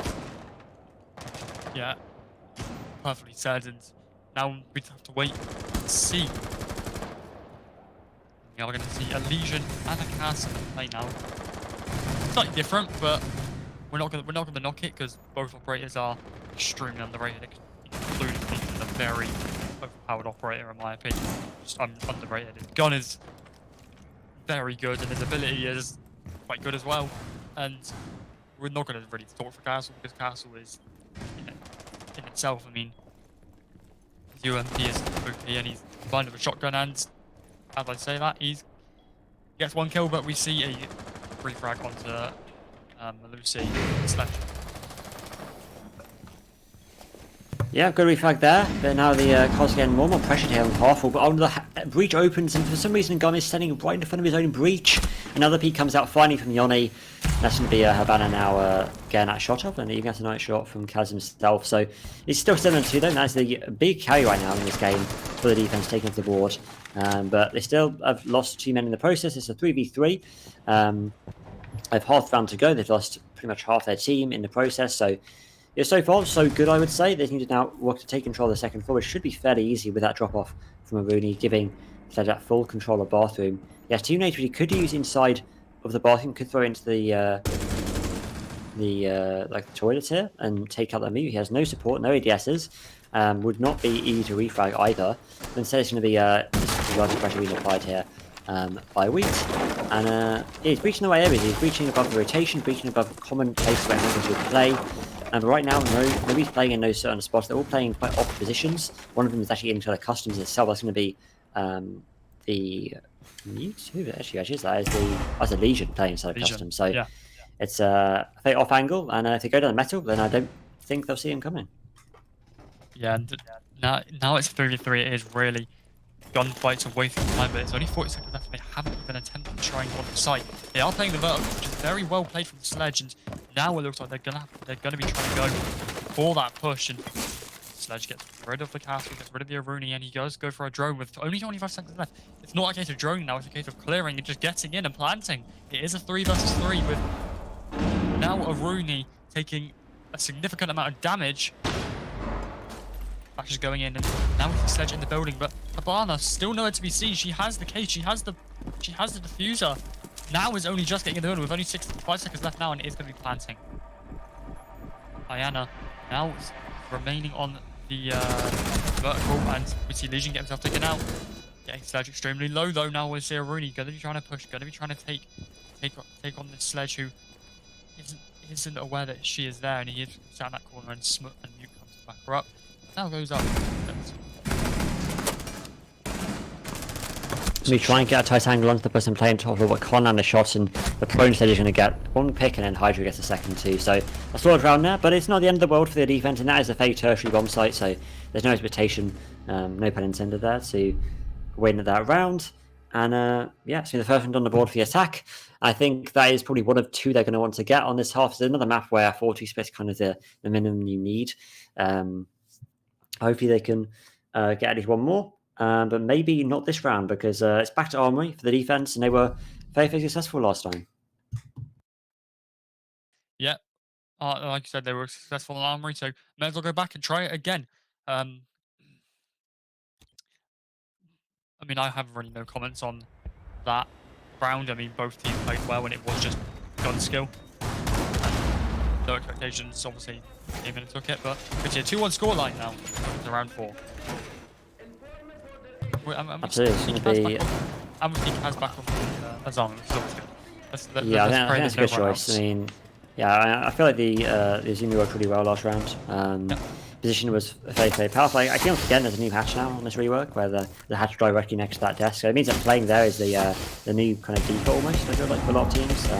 The Divine Half was still pretty good. The more power position, really, is what I'd call that. You know, if you play there, I mean, you're one covered by your Azami thing. I don't really know what it's called.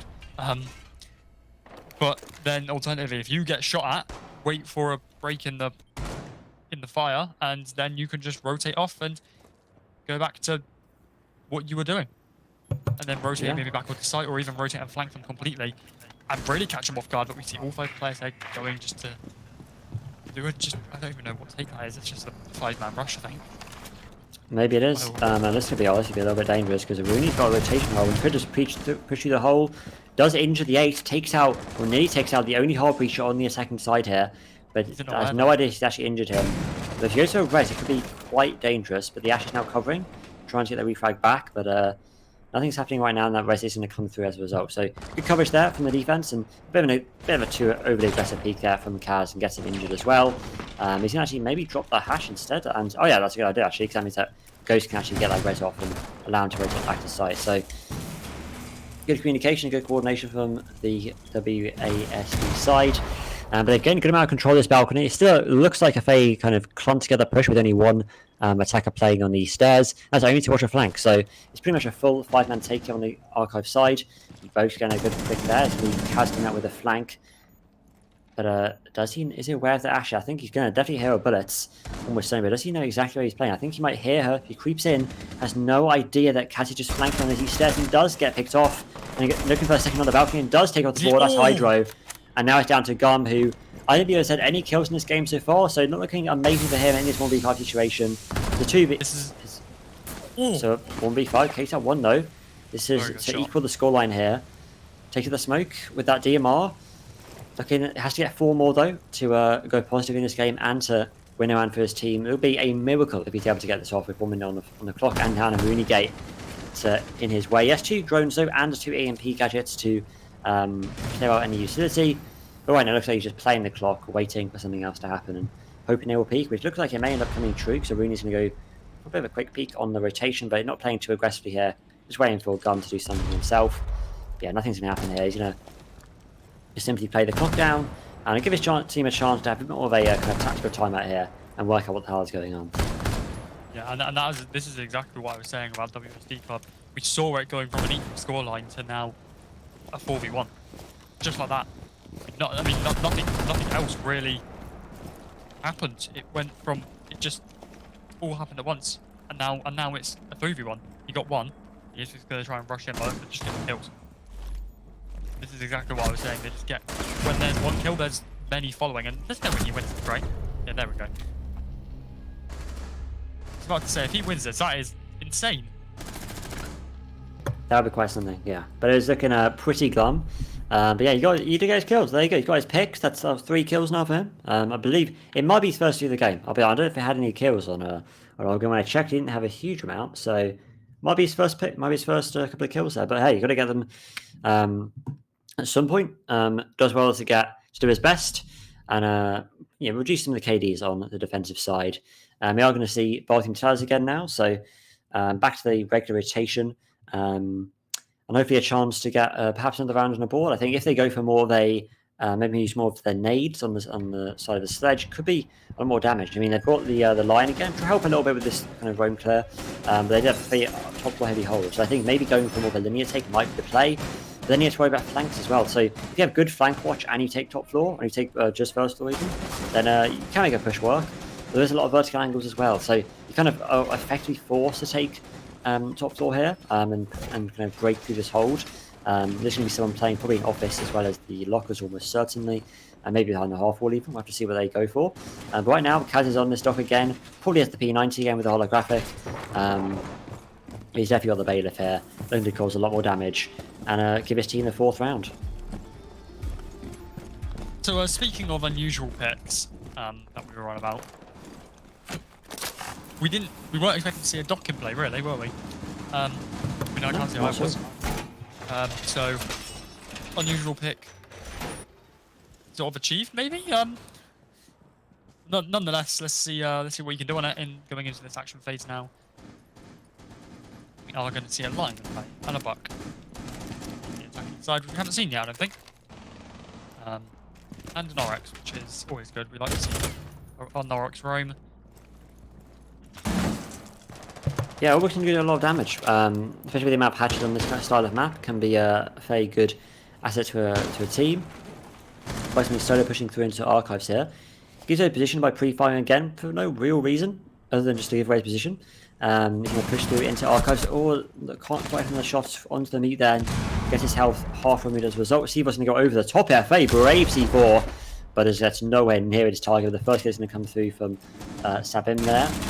On the Aruni, it might have been a potential wall bang. I believe it's probably from the window though, onto the Ayana there of Hydro, and gets the first early pick on the board, and that's 2 nades off the board already, and the only nades on the attacking side this time. Yeah, and well, looks to be sort of more of a slower take for no expectation. They're just really taking their time, really looking to clear angles, and ultimately, this might work out because well.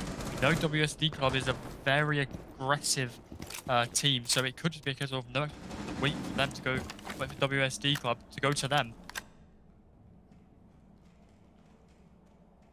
Maybe so, honestly, maybe so. And oh no, don't sprint through, please. Oh no, he even got a shot from there earlier on in the round, and he still gets picked off there. Wheat on the butt gets picked off finally by many.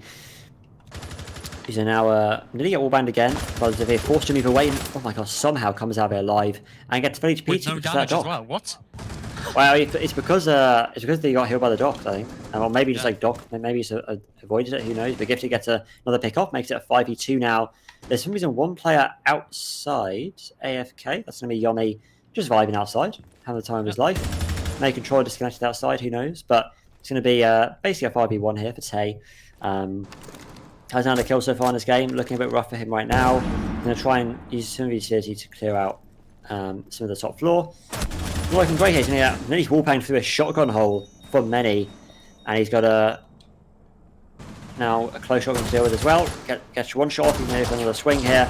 Might still cost him his life, but no. Eventually, he has to get taken off the board, and now Yoni's left on his own outside of the balcony, and it's going to be a 4-1 scoreline here for the defensive side.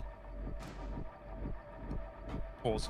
We're really not sure what's gone on. Players are asking for a pause, so I guess a technical issue, maybe? Perhaps, yeah. Who knows? Could be anything. Looks like it's not ISTC though. Yeah, it could have been a variety of things. Yeah, we're going to have a brief pause there, but it's a very good start for the defense here. They need, I think it's going to be probably looking like a similar case to Oregon, where we had a 4-1 lead, then it turns into a 4-2. Maybe this time it won't be because of a disconnect, but I mean, maybe with all 5 people having stable connections, maybe we'll see a 5-1 lead this time, especially with how many rounds they've now won. They've won 2 rounds in a row, they've lost 1, then won another 2. So according to the trends of this game so far, it should be a 4-2. But if it turns into a 5-1, we could see a quite quick game here. Yeah, I mean, this has got to be probably one of the quickest games Vivid League have seen. Just at all, not including any breaks, any technical pauses we've had to have. I think this could be the quickest game we've probably ever seen. The stream has only been going for an hour and a half, and we're already in map 2 and nearly finished. Really, honestly, let's say WASD Club do go on to win it, and they don't drop around now. It's only going to be an hour and 40 stream. There was no point streaming it. Yeah, basically, I mean, it's I mean, sometimes you get this at the start of the season, though, because teams are still kind of getting used to playing. Perhaps they're newer teams who are still adjusting to their strategies. Because a lot of teams would have been scrimming before the league began, and they're now applying the strategies, and they're starting to learn what works and what doesn't. So it's always like the first couple of weeks to kind of get a judgment of what teams are like, and you kind of see the standout teams who are going to perform in the league, and maybe others who are not going to do so well. And they are coming through though from the no expectation side. It's going to be hopefully a full 5v5 game this time. Maybe no disconnects, no AFK, no control disconnects. No AFK lines outside. Yeah, hopefully not. Especially with that, that line could have done a lot of damage from that. Especially that mute at the end of the round could have done a lot of damage. Could have forced the mute to stop moving around inside of archives. But hey, it's going to be a ventilation defense this time. So this is the site which No Expectation did win. So they literally had everything on a card right now to win the second round, or win the 6th round and give them a second round. They have a gridlock now rather than the Nomad, which I think is not a bad alternative. Gridlock does a lot of the same kind of job, but they can be shot out. And if you don't place them correctly, they can be shot out very sneakily. I believe they can be knifed as well without taking too much damage. So you can kind of sneak away with flanks rather than Nomad, which makes a huge noise and forces you back. Yeah, I mean, I guess it's only time will tell to see whether that impact is worth it. Yeah, really not sure what Valkyrie was doing there, but well, apparently it didn't work. Looks like she gave up. So anyway, yeah, like you said, Gridlock is not as OP as she used to be, I believe. Nonetheless, haven't seen her in a comp match in a little while, so it's always a nice, refresh. It's refreshing to see new things. Well, by the looks of it, maybe not be seeing her for long if she doesn't clear this Malusi out quick enough, and she is now drone forcing Malusi to back up. Oh, she could she in a lot of trouble here. There's a double peek coming out from archives, but Many's there to support from the Tour of Metal, but now being forced back. So not an amazing position here for Ghost. Just get a C4 off and get an injure onto the Zofia, but can't get the finish. He doesn't know where she is, and it kind of just get the finish off for her there. Now something does come out from Giftig, gets one looking for potentially another inside of archives, but I think that's everyone. No, there is actually there's one more on the balcony and inside of archives. Was Gridlock aware of her position? I don't think she is. I'm going to nearly go through the rotate. I mean, Sega's best picked up by Sledge, who somehow knows she's there, must have had information. He gets a second pick on the Kaz too, and now the picks are finally coming out from the attack. This is what they needed so much before in this game. Making a sneak away one pick, and sneak away with not many hits to him, and he's going to be nearly full HP outside of that altercation. And I think even these last two attackers don't have full HP even combined. Or they might be combined, but they definitely don't have full HP themselves. And they're definitely they're lacking a bit of utility. So they have one nade, a couple of EMPs with no hard breach. They can't open any walls right now. And they only can really apply vertical pressure. They can maybe make one more phone call, but the positions that the defenses are always playing, where they're playing off angles and quite far away from sight a lot of the time, it means that it's basically impossible to really do much with those calls, and vertical angles aren't going to do much either. So right now they're basically wasting a minute of the round, and they're going to be lacking a lot of time when it comes to the execute. Yeah, well, we are seeing 2v3 here, and wow, the WASD just look unbeatable at the moment. I mean, this is ridiculous. This is, and then we see now a 3-on-1. I mean, what do the WSD roster know that we don't? Like, I'm not sure, honestly, they know everything. And I swear everything. he just looked at someone's head. I don't know if I'm seeing things. Yeah, there you go. He sees it now, and gets that one pick off. Could be another opportunity here for Gun. Gets two. That's one more to go, and a swing is coming out for Marooney. Could get a pick off, but does he know he's staying with Customs? No, she doesn't. And now a swing could come out for Many and potentially give him a fifth round. The plant is going to start going down, but is the KBY not going to come off the plant here? And they're going to try and stick it. Does get the plant down potentially, but gets the plant down. But the punch kill with that metal fist wins them the round, and does get the extra points for the plant, and extra points for the Fuse as well on the Rooney side. That's 3 rounds in a row now. The curse is broken. It's a 5-1 lead for the defense, and we can have a very quick exit here for the side of no expectation. Oh, I said DMR versus DMR. I did not think it was going to be DMR versus Fist. Well, now we see the role switch. We are going to see WSD Club on the attack and no exceptions on the defense in a 5-1 lead. This is very one-sided. Very one-sided. And we are going to see a Camden Echo, which we didn't see at all, I don't think, did we? When WSD played? I believe we saw Echo. Yeah, definitely not Capcan though. I can kind of see why they're going for that though, because when teams are winning by this much, often they go for more kind of rush style strategies. So Capcan can make a good play. Personally for me, they're putting this on like the bomb site probably won't work very well, because chances are the attacker are going to drone it out. The WASD, I'm sure, a team which will find these Capcan tramps very, very quickly, even if there are 2 of them or 3 of them on the door.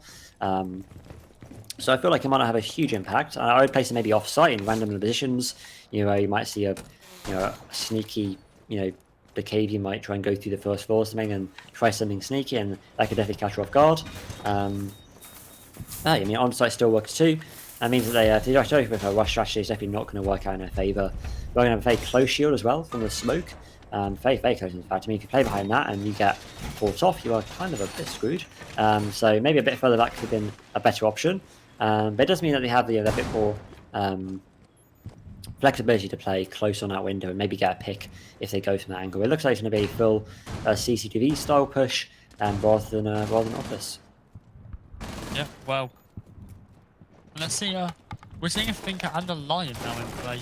First round already, and it is just the rush and already in the building. Get rid of 2, whatever that was. I think those attack hand traps. Interesting to see that they see the WSD Club going for a very aggressive push. I mean, we saw them aggressive on the attack last map, but this is something different. This is they're just trying to clear this up in the next 2 rounds, really. Yeah, they certainly are. I mean, why not? You may as well if you can get an early finish. And we are going to see a nade coming out here from below, and a drop comes out from the smoke of all people. But can he get anything forward? He has no rotation, nowhere to really push this Iana from. But I don't think she's aware at all of his presence, or maybe she hears him now. I think he might go for a flank from inside the door. Is he going to work out in his favour? Could be a perfect prediction here from Ayano. Could be looking in one direction, holding the angle here, waiting for the push to come through, and eventually Smoke does get the pick off. Many gets one back onto the Lion, or on the Lion.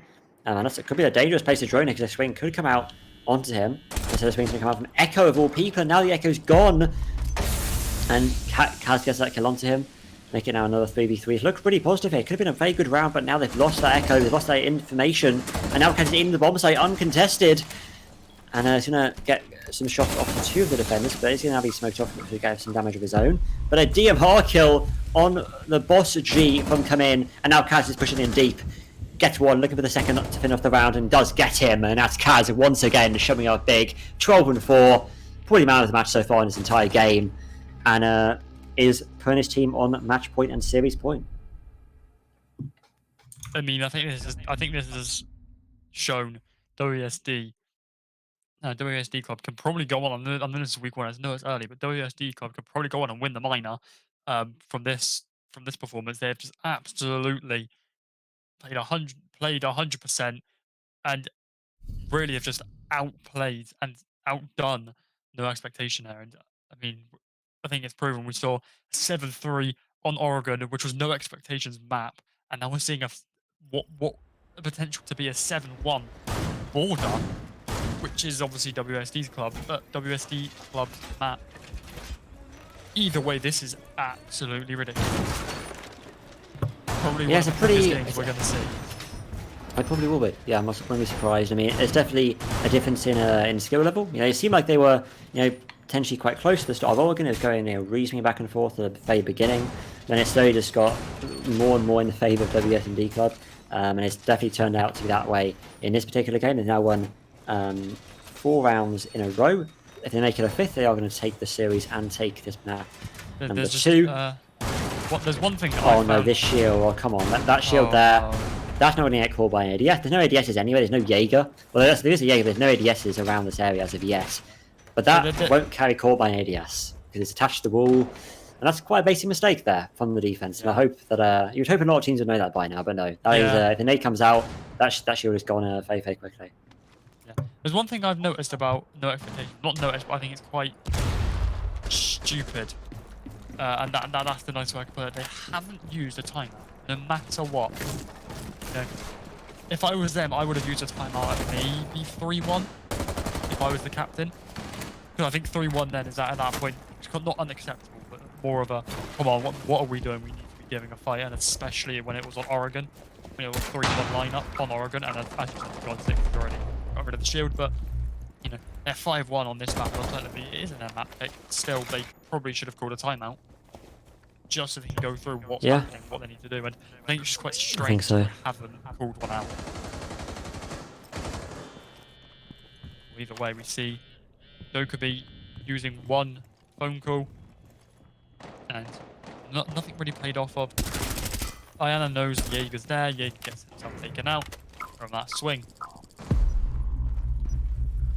Could honestly be a second here if he peeks the hatch inside of work, but he's going to peek onto the other hatch and saying nearly gets a pick and does get it in the end. That's Wheaton. Oh my god, what is Legion doing? Sprinting around, having no idea what's going on. That's 2 freebies there for Gifted, looking for a 3rd from the nade below, but he's not going to get it. No one's playing a half wall, no one's playing behind the bomb.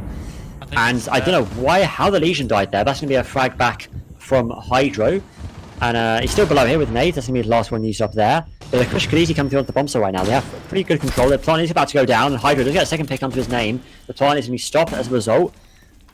But the future's still in the hands of Thermite. No more though, as Hydro is the 3rd pick onto the round. Could be of his team in the game here. Look, gets a 4th as well. Looking to make an ace here for his sub. Gift has been so good his entire game.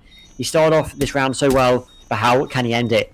He has to win this 1v1 here to win his team the game. It's 6-1, and this is... This means everything. He's going to peek around, the crouch, but no, can't win it. It could be an ace for either of them there, but Gifty gets the ace in the end. 10-3 for him, and a 7-1 win for WASD. Just what a match, and what a way to end it. A 1v1, and either way is going to be an ace. That is absolutely ludicrous, and I don't think we were expecting it either way, but what a game this was, and what a privilege it was to cast as well. Yeah, it was absolutely amazing game. I think we had what was that? But 18 rounds combined among those two maps there. So a very, very quick game. And definitely not one which no expectation will remember, but very long. I'm sure I won't want to. But we'll see if we get a quick interview with the anyone from WASD side. Let's see if we can. Might as well get some insight from them. No harm in doing so. Especially that kind of game, there's probably won't be many thoughts apart from we're just a better team. Maybe they have some insight there for us. We'll see. We'll see what they say. But it's a very dominating performance. I think Border there was just kind of when you start on the defense there on Border, it's a very defender-sided map. I would argue Border, and it always has been since it's been in Siege. So it wasn't surprised that they were able to take it that kind of fashion. Looks like we are going to have a Kabomba coming through for the side of WASD. Okay, so we'll get him into the VC. We'll get a quick interview with him. I think Kabom was one of the players which wasn't quite the ones we were shouting out so much. It was more Kaz and Giftig. But, it's still a good player. I think everyone showed up on the WASD side. No one which I could point out as like a player who didn't pull their weight. I think everyone did well. And that's part of the reason why they're such a strong team and that they can all show up when they need to. But yeah, we'll see what Kabom has to say. Do you think maybe those two maps aren't maps which no expectation should play again, or do you think it's just maybe a bad day in the office for them today? I think it's a mixture of both. I think bad day in the office with no expectation, but alternatively, I think they do need to go over their sort of strats and maybe even reevaluate them on Oregon, because I mean their own map and they got 7-3. That if that was my team, that's not good enough. I'm sorry, and that sounds really harsh on me, but if that was my team, I would not be happy. Especially if I was the coach or the manager, I would be appalled with that performance. But, well, bad day in the office can happen. I think they definitely need to go over some strats. I think so. Yeah, it's definitely going to be important to see how they go in the rest of the season, whether they can learn from that win. Because you can have some disappointing performances in the season. It does happen to the best of teams. But we'll have to see whether they can learn from those mistakes. And it's fighting back and seeing how you do in the rest of the season. That's important. I'm just waiting on Kabom to hop us in on Discord now, see if we can get any thoughts on him.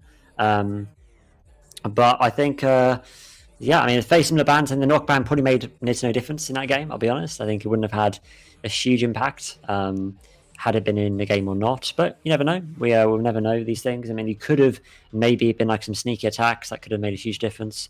I think Kabom is on his way. We're just waiting on the confirmation now. Yep.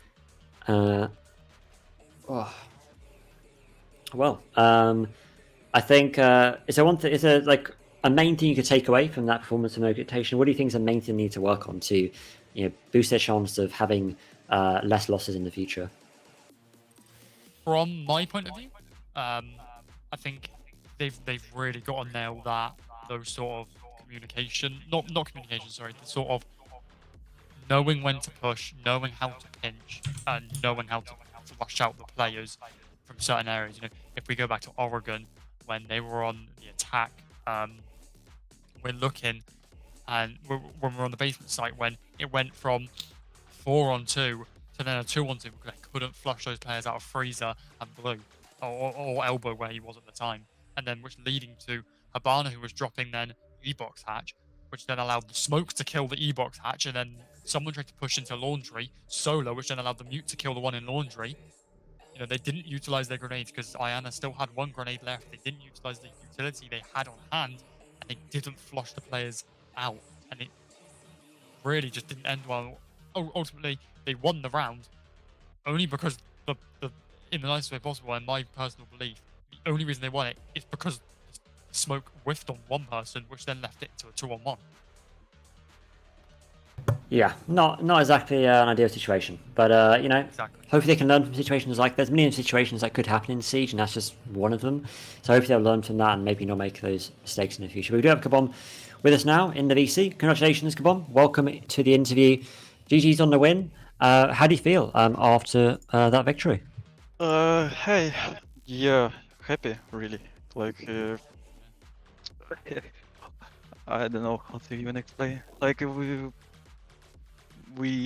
they choose me like the main guy just had like electricity crash, so they asked me to play instead of that other main player, and everything went absolutely amazing. Like we made a few mistakes during the game, but mainly the results are the most important, which is the win. So yeah. I mean, you guys should be proud of yourselves. I mean, amazing performance is all I can say, really. Especially to get that 7-3 on their own map, and then the 7-1 on your map. I mean, I'm pretty sure that's the fastest game we're going to see all season, really. But yeah, all things considered, that was an amazing performance. Yeah. Yes, that opportunity. Yeah, no problem at all. I mean, it was one thing I did have to ask about is there's one thing I noticed that there was a difference between the games was that there's a knock ban on the second game. Do you think that knock is an influential operator now, given her recent buffs, or do you think that even if she was on that second game, do you think she would have made much of a difference? Yeah, she would have made much of a difference because like she easily can like get into the building without noticing and just walking around, and it would bring a major impact to the results. Wow, okay, yeah, fair enough. I've never heard someone be so confident in knock before, but you know, she can be influential, and that's why a lot of teams do go to that ban. But the one question is that was quite a fast game. If there's one thing which you'd have to kind of give as feedback to no expectation, was there one thing you noticed which would allow them to get more wins in the future? Not really, no. Maybe just they felt like they weren't that experienced in competitive. Maybe just it will come like with the time. The more experienced, more Okay. skilled, and yeah. That's fair enough, yeah. I mean, certain teams have more experience than others. Maybe it's a new team. We are obviously on the first play day of the season, so it might take some time to build up that synergy as a new team. The last question for me was, you guys picked Border today. Is that a map? It was a very unusual map. I haven't seen that in Vivid League too much. Is that a map which you guys enjoy playing?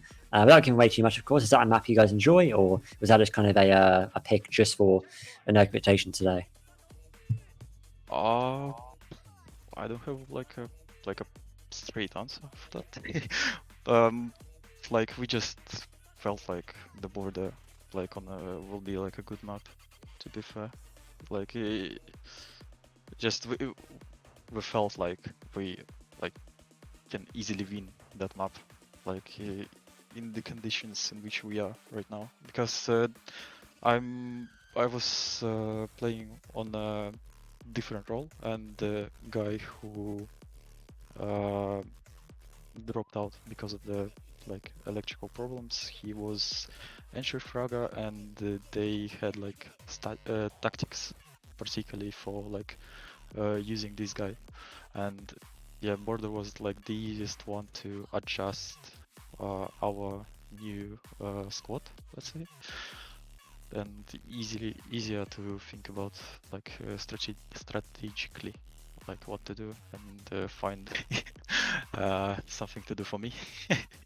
Okay, that's fair enough. Yeah, I mean, it's good to hear that you're able to still fit into the squad and still be flexible despite being on that sub role. And that's what's being a sub all about. Is if you can step in and take any role, that's the important thing that a sub must be able to do. But yeah, great individual performance from you. Any final questions from you, Velocity?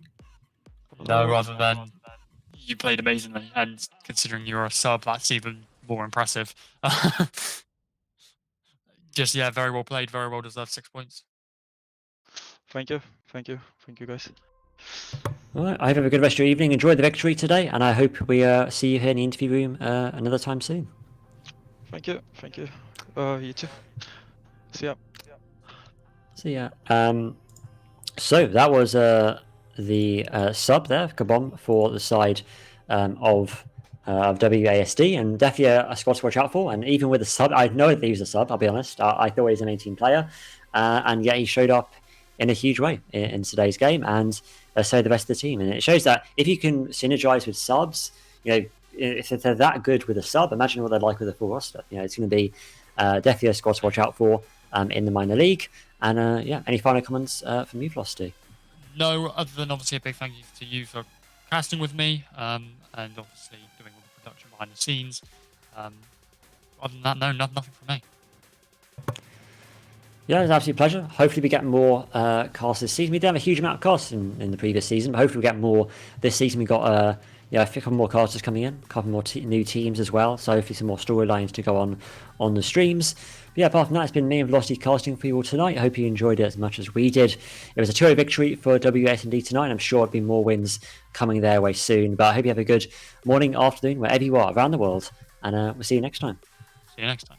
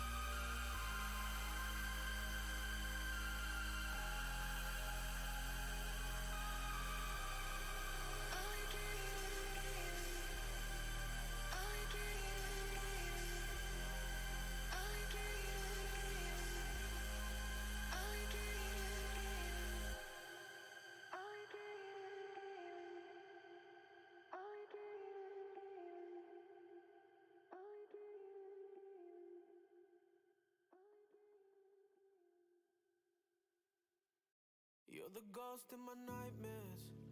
I see your face when I dream. You know I'd be down bad if you wasn't next to me. Long drives with the roof off, those were the days. How you gonna break my heart and get away?